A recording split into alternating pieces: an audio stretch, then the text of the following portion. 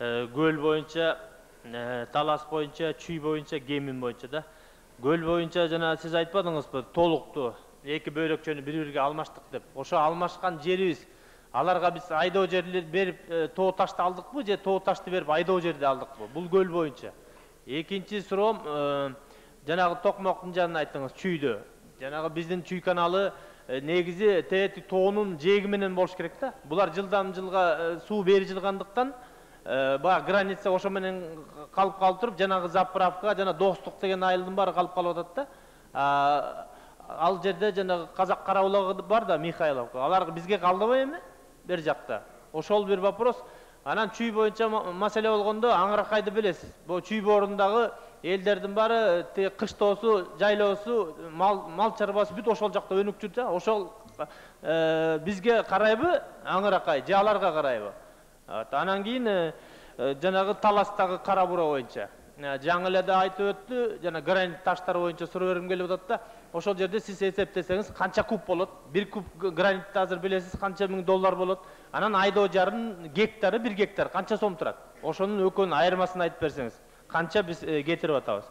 Ысыкөлдөгү жер алмашуу боюнча мына бизге мурдатан эле айтып атпаймынбы, Санташ айылы пайдаланып келген жер чарбалык жактан бизден пайдаланган, юридикалык жактан Казакстан жери болуп келген да. Ал бүт документтөрдө да, картада да.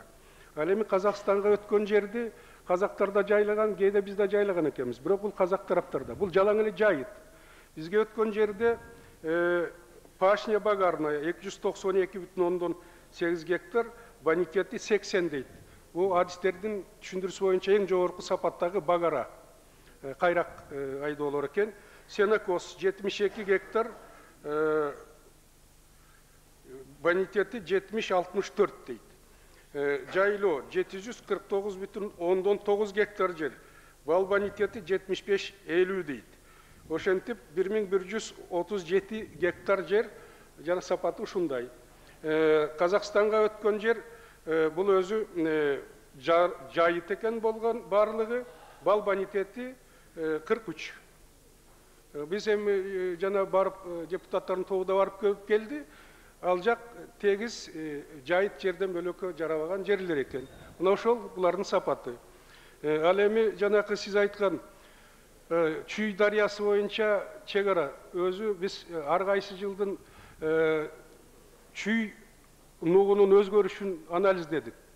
57 жыл да карта 61 жылкы акыбалы менен 2000 жылкы акыбалын салыштырсак 139 жерден суу ары бери оонап өзгөрүү болгон экен. Ошонун жарымы биз жака өткөн, жарымы Казакстан жака өтүп кеткен жерлерде. Анан эми ошол ары бир эле өзгөрүүдө чегаранын орду жылып турбасын деген пикир менен биз жанакы келишимге бир пункт киргизгенбиз. Чегара тилкесиндеги табигый жана бөлөк өзгөрүүлөр чегаранын ордун өзгөрткөнгө шарт түзбөйт деп.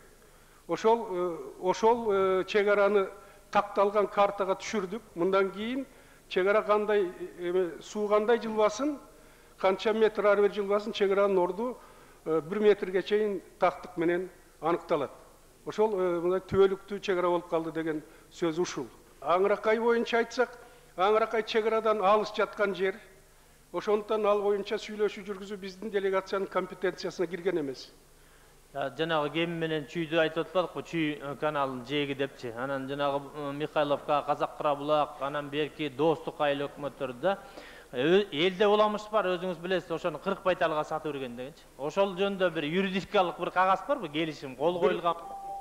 Андай кагаз жок экен. 40 байталдын жомогунда 4 жер айтылат, 4 адам айтылат.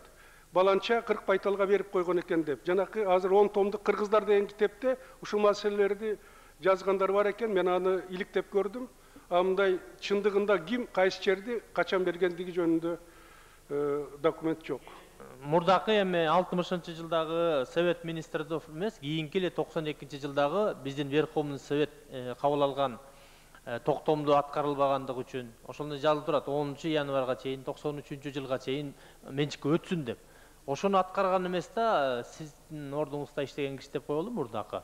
Сиз ушуга кандай карайсыз? Биздин чиновниктер бир эле министр или премьер-министр болобу, бир иштеп коюп, анан кийин ушундай бир чиновниктин без ответственностьтан биз мондай пансионаттардан, башка байлыктардан кол жууп атабыз да. Ушуга ким жооп бериш керек? Моралдык бир ответственность деген болобу, жокпу? Анан кийин азыр эми Өзбекстанга беребиз деп атабыз. Ошону сиз жанагы независимый отчетчиктарды алып келип оценить этип, анан аукцион кылып, ошо сатканга макулсузбу? Дагы эле ушуну бекер берил дегенди колдойсузбу?